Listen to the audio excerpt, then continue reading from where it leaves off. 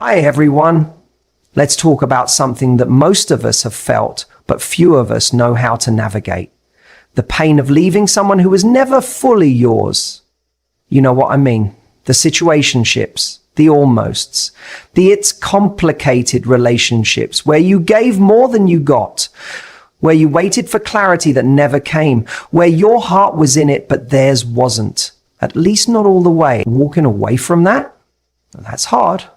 Sometimes even harder than leaving a real relationship, because there's no breakup, no big betrayal, no obvious ending, just 1,000 small disappointments that pile up until one day you realize your heart is breaking over someone who never really chose you.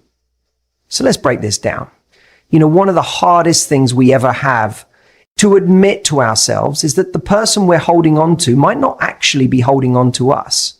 And I know how easy it is to justify staying. We start saying things like, well, they're just not great at expressing themselves, or they've been through a lot, or they do care, they just don't show it the way I do. And I get that. I've been there. That place where you're trying to read between the lines, looking for signs, interpreting crumbs as a full meal because you want it to be something more. But here's the truth that changed everything for me, and I think someone here needs to hear it tonight. Love that leaves you guessing is not love that's worthy of you. It's not. Because when someone really wants you, and I mean truly wants, they don't keep you in confusion. They don't show up on Monday and disappear by Friday. They don't go hot and cold depending on their mood or who else is texting them that week. They don't leave you wondering where you stand or what you mean to them. That kind of ambiguity, that is a mystery. It's emotional inconsistency. And you can't build anything real on that. We think the guessing is part of the spark. We think the tension, the unpredictability, the highs and lows are just passion. But what they really are is emotional gambling. You pull the lever over and over, hoping that this time, maybe this time, you'll hit the jackpot, that they'll finally call, that they'll finally choose you, that they'll finally be all in. And every now and then, they throw you just enough to keep you spinning. But it's not real. It's just enough to keep you hooked. And let me say something else.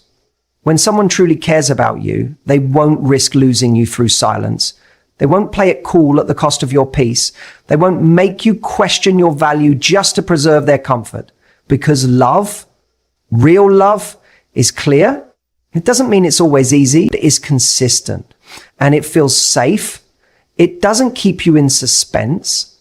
It doesn't make you overthink every message. It doesn't make you shrink yourself to become more appealing or easier to handle.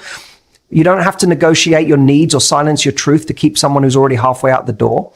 And sometimes the hardest part, the person, it's what we make it mean when they're not choosing us. We start to wonder if we're enough, if we were just a little more patient, a little more fun, a little less needy. Maybe they'd love us the way we want to be loved. And we take on this responsibility for their behavior like it's our fault.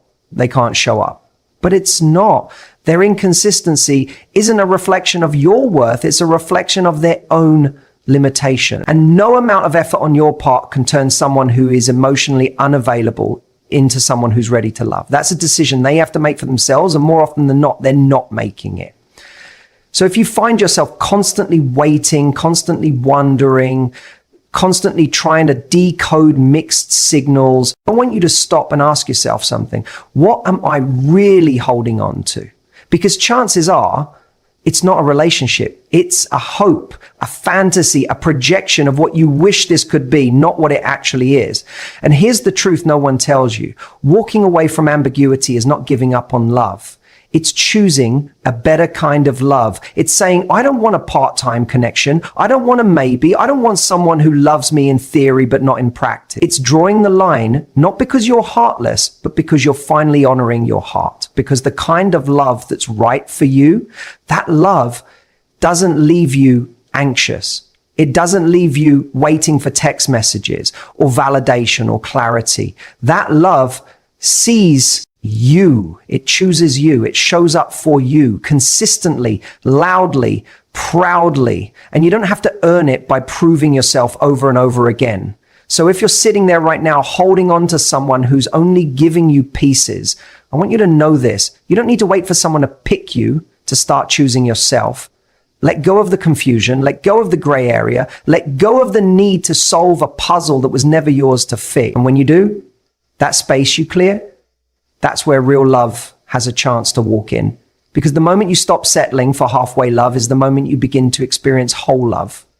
And trust me, you are worthy of that kind of love. Let's be honest for a second. A lot of us didn't fall in love with the person in front of us. We fell in love with the idea of who they could be. We saw potential. We saw flashes of something beautiful, something deep, something magnetic. We caught glimpses in the way they'd open up at 2 a.m. or in those rare moments where they actually looked at us like we were the only person in the room. And those glimpses, they were powerful. They made us believe there was more. That under the surface, this person was everything we've been waiting for. They just needed a little more time, a little more healing, a little more love, our love, to bring it out. And so we stayed. We stayed through the silence, through the excuses, through the half-hearted apologies, and the "I'm just not ready right now" speeches. Not because we were blind, but because we were hopeful, because we believed in what could be. And maybe even more than that, we believed that we were the person who could help them get there. But here's something we don't talk about enough. Potential is not a promise. It's a possibility. It's a maybe. And if we're not careful, we end up investing in someone's possibility at the expense of our own reality. Because the truth is, no matter how much you love someone, you cannot build a relationship on who they might become. You can't have a future with someone who's only present in theory. You can't keep pouring yourself into someone whose best self only exists in your imagination. We make excuses. We say they've had a tough past, or they're just scared, or they need space to grow. And look, maybe all of that is true. But here's the key distinction. It's not your job to wait for someone to grow into the person you need, especially when their journey is costing you your peace, your joy, and your self-worth in the meantime. You're not supposed to be someone's emotional rehab center. You're not here to prove your value by enduring pain. Love doesn't require you to suffer in silence until someone finally decides they're ready.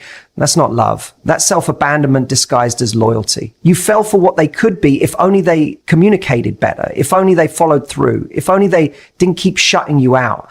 But the hard truth is, they didn't. They didn't rise. They didn't step up. They didn't meet you where you were. And deep down, you know that. You've known it for a while, but letting go of that potential feels like giving up on a dream. And that dream felt so real, even if it was never consistent. We hold on to these small moments of connection like lifelines. That one great weekend, that one vulnerable conversation, that one time they made you feel seen. But consistency is what builds a relationship, not isolated high. Love isn't proven in grand gestures followed by weeks of distance. It's shown in showing up, in effort, in emotional responsibility. And the longer we cling to potential, the more we postpone our own healing. We convince ourselves that it's noble to stay, that we're the strong ones for enduring. But there's no strength in holding on to something that's not holding you back with the same force. Real strength is in knowing when to stop romanticizing someone's future and start being honest about your present. And here's the thing. Letting go doesn't mean they're a bad person. It doesn't mean you didn't care. It doesn't even mean they didn't care in their own way. But their way might not be enough. And that's okay. That doesn't make you demanding. That makes you aware of what you need. It's okay to say, I love who I thought you were going to be, but I can't keep living in the waiting room of your potential.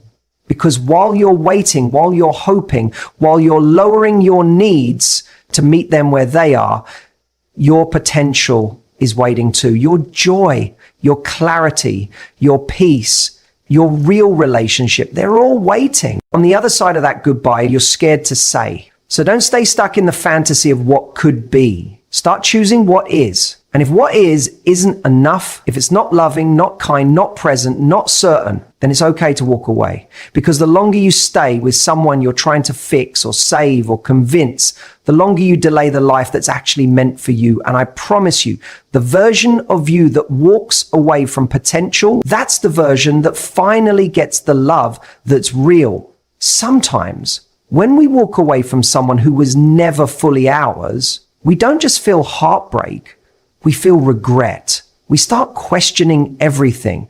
Did I waste my time? Was any of it even real? Did I make it all up in my head? It's one of the most painful parts of the process. You gave so much of yourself, your energy, your love, your patience. You stayed when it was hard. You showed up when they didn't. And now you're left holding a story that doesn't have the ending you wanted. It's easy to feel like all of it was pointless, like you were the only one who cared, like the investment you made in them, in the connection, in the potential was just thrown into a void. But let me say this to you. It wasn't a waste. Even if it didn't lead to the relationship you hoped for, it still taught you something. It still gave you something. You didn't lose. You learned. You grew. You evolved. And I know that sounds like something people say just to make themselves feel better. But I'm not talking about hollow silver linings. I'm talking about real, tangible growth. The kind that only comes from deep emotional experience. You found out just how deeply you're capable of loving. You discovered the lengths you'll go to for someone you care about. You saw your own capacity for empathy, forgiveness, vulnerability. That matters, that counts, that shows strength, not foolishness. And maybe you also saw the places where you lost yourself, where you shrunk to fit, where you made excuses, where you stayed silent instead of speaking your truth. That's not failure. That's awareness. And awareness is how we build stronger boundaries next time. It's how we recognize red flags earlier. It's how we stop confusing intensity with intimacy. And that kind of clarity, that only comes from experience. No book, no podcast, no inspirational quote can teach you what a real situation like that can. Because when your heart's involved, when your hopes are real, your investment is real, your pain is real, that's when your self-awareness deepens. That's when you get honest with yourself about what you want, what you deserve, and what you'll never settle for again. So no, it wasn't all for nothing. It shaped you. It strengthened you. And sometimes we don't see that right away. Sometimes all we can see is what we didn't get. But the value isn't always in what you gained from them. It's in what you gained about you. You became someone wiser, someone more discerning, someone who's learning to trust themselves again. And I know it hurts to look back at something that didn't become what you hoped, especially when you gave it your all. But don't let pain distort your memory. There were beautiful moments. There were real feelings. And just because it ended doesn't mean it was fake. The relationship might not have lasted, but the version of you that showed up in it, that was real. That was brave. And here's what's even more important. Just because they couldn't love you fully doesn't mean you loved wrong. You didn't love too much. You loved someone who didn't know how to hold what you offered. And that's a reflection of their capacity, not your worth. The real growth happens when you stop making their inability to commit mean something about your value. When you realize that even though they weren't fully yours, you were still enough, more than enough. And the most powerful moment in all of this, the real turning point, is when you decide to stop looking at the past with bitterness and start seeing it as a stepping stone, a chapter that taught you more than any fairy tale ever could. Because every heartbreak, every almost, every not quite, was shaping you into someone who knows what they want. Someone who isn't afraid to walk away when it's not being reciprocated. Someone who chooses themselves instead of waiting to be chosen. So maybe the story didn't go how you wanted, but that doesn't mean it wasn't worth living. Maybe the person didn't turn out to be your forever, but maybe they were just the lesson that led you to it.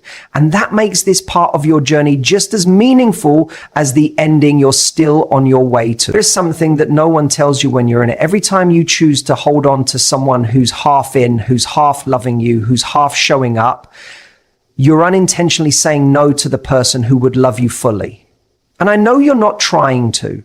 I know you're not walking around thinking, let me just block the right person by staying in something. That's not quite right, but that's what happens. Because whether we like it or not, we only have so much space, emotionally, mentally, energetically. And when that space is being occupied by someone who isn't really choosing you, someone who's giving you just enough to keep you hanging on, but never enough to make you feel secure, that space isn't available for something healthy, something real, something whole. We think we're being loyal. We think we're showing strength by sticking it out, waiting for them to come around. We believe that love is about being patient, about fighting through the hard parts. And sure, real love does take effort, but not this kind. Not the kind where you're the only one fighting.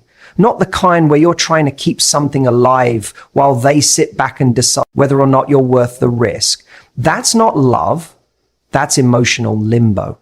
And every day you stay in that place, you're reinforcing the message to yourself, even subconsciously, that this is the kind of love you believe you deserve, that love has to be inconsistent, that emotional crumbs are better than nothing, that longing is the same as connection.